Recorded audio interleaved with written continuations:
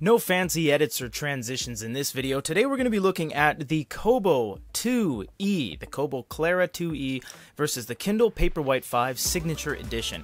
We will be comparing this to the Kindle Basic 2022 when it comes out. A lot of people have been saying, why aren't you doing that now? Well, the Basic isn't out yet, and it won't be out for 30 days, and it won't be out for more than 30 days for a lot of the world. Only specific markets is going to be shipping in the middle of October. So for now, if you wanted to buy from Kobo or Amazon, these are the latest possible units. First thing we got to mention before we kick things off is that this is made with over 85% recycled plastic, which is a tremendously important thing. Rakuten Kobo is currently the only company with that level of recycled plastic, and the box itself is made with 100% recycled materials, and it's printed in soy ink, so that's very important.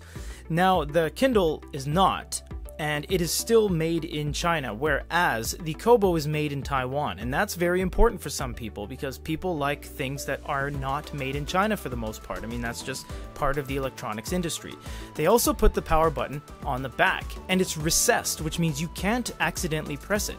In fact, sometimes when you think you're pressing it, you're actually not. It's quite deep in there, and that prevents factory resets, and that prevents you accidentally pushing it. And why that is important is because this has one of the silliest power buttons I think I've ever seen on a massive major ebook reader.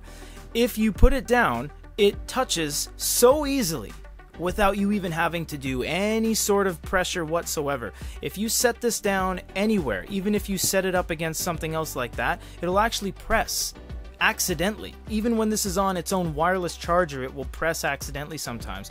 That is a very silly button placement, and it's not even subtle. It's very much protruding out. It's a full millimeter plus out of the body itself. It's a very silly design, and you have to keep that into consideration because some people prop up their e-readers when they read. It's an actual thing, and also if you're holding it like this and you utilize your pinky to hold it, sometimes you press it by accident and it goes into standby.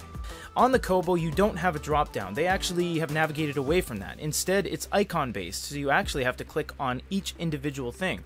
Brightness for the glow light, Wi-Fi for Wi-Fi, battery for the status and the energy savings settings, and you can sync everything there or scan throughout the entire unit right there. Whereas Amazon has that kind of utilitarian drop down where everything is at the top.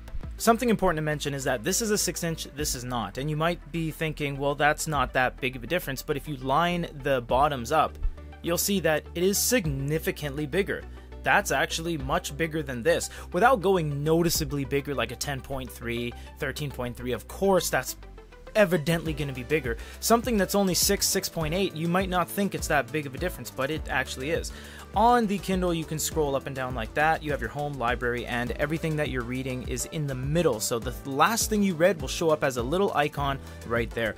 Kobo does not do that. They have everything in the center here, and you have some tabs at the bottom. You have My Books, you have Discover for the store, and you have more for all of the settings. They both have their kind of own spin on things like accessibility, activity, articles, you have Wi-Fi, you have My List, so it's all, everything's going to be in your central hub here. You can register and deregister your device from the account section. Same on here, you can add your account. In fact, the Kobo allows you to add several accounts: Adobe, Walmart, Facebook. There's a bunch of things you can use to log into this.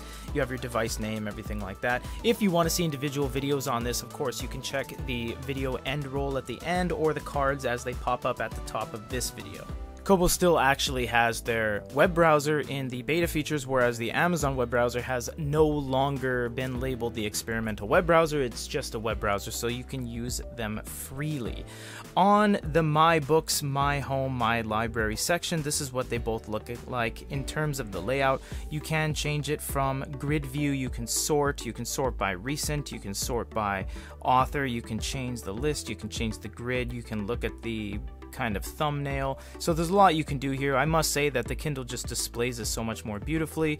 It just looks way better. Even if you do cover view, the Kindle just looks more refined, and they're using the borders and the edges a little bit better. It's just a little bit of a cleaner experience, and it's tried and tested because Amazon has been around for a very long time. So has Kobo, but I just feel like the layout and the organization is just better on the Amazon. reading books is going to be a little bit different. This is more compact. It all comes down to size now. This is more compact. This is just a little bit bigger. It's quite wide. When you hold it in your hands like this, you're really stretching your hands to get around it, whereas this is very much a handheld unit. Look how much I can really just hold this. It's very wieldy. It's very nice. This does have a lot more screen real estate, which kind of means that you can increase the font much higher than you could on the Kobo, because if you do the same thing on the Kobo and you increase the font size, it's starting to get unreadable, and those are virtually the exact same size, maybe a point off. And look at that, there's literally 4 letters on the page. You can obviously change this with the margins and everything like that, but it just goes to show you that real estate on a screen definitely does change the game. Look how it's formatted. If they can't fit receptionist next to they'll put it on the next line and just exclude everything else around it. So there is something to be said about a bigger screen being better, but this is more wieldy and more compact. They're both high-resolution screens with good PPI, so it really does come down to the flush screen and bezel nature of it. This looks better. Although it is a little bit smaller, if we zoom in, that'll basically just quash all of that confusion. That looks better. And why it is because there's less layers in front of the actual viewable surface. E-paper and EPDs are physical pieces of material, so they put the EPD down and then they put a layer on top, and then they put a piece of glass on top, then they put a factory screen protector on top. This has all that and this doesn't. And if you don't believe me, if you look at the sides here, you'll actually see shadow between the bezel and the actual screen. So what that means is that this doesn't feel as close to the surface as this does. This is a cleaner, more crisp look. And despite popular opinion online where people say this is an exposed e-ink screen, that is not the case. There are so many layers in front of the actual EPD, electronic paper display layer. There's even the glow light layer, which is a gel layer with LEDs wrapped into the side that illuminate the screen. So you are so far away from actually touching the e-paper screen, it's not even funny. But having less layers, no glass, no screen protector on top of that glass baked on from factory, actually means that this is closer to the surface than that is. You don't want to use either of these for PDFs, but just looking at them, that looks better as well. A lot of the content, pretty much everything across the board, is going to look and appear better on here. Whether it's more functional or usable based on the screen real estate and the size is beside the point. That just looks cleaner. That looks more subdued and a little bit more washed out. And you get some reflection from the screen, as you can see there, whereas you don't really get that on the Kobo. This is because this has a glass screen. They are both matte, but this is more matte. And just look at them. This is more grayed out and soft, and this is more sharp. So the Kobo does handle it a lot better in terms of the overall look. I would say functionality wise, overall just turns pages better. It's more responsive. It's not as kind of sluggish. The Kobo kind of just trudges forward when it tries to turn pages and stuff. Sometimes it doesn't really react, whereas you get this nice screen animation. You really know what you're doing on the Kindle. So in terms of PDFs, the looks go to this, but the overall form and function and use goes to the Kindle. Don't let the store experience sway your judgment in terms of the language. They actually both cater to wherever you are in the world. So right now we're accessing the Japanese websites on both of these. So this is the Kobo Rakuten store and this is the Kindle store. Splitting hairs, but Kindle has about 6 million books and Kobo has about 4 million books. So it's not drastically different, but yes, Amazon has more books. So you are on the homepage like this, whereas Kobo, you have to go to different things like recommended, trending now, etc., and then you dive in a little bit more. You can click on something like this, it'll show you the buying decision of what it looks like. You can buy it, you can put it on your wish list, you can say I've already read it, you can download free samples. They're both pretty equal in that regard.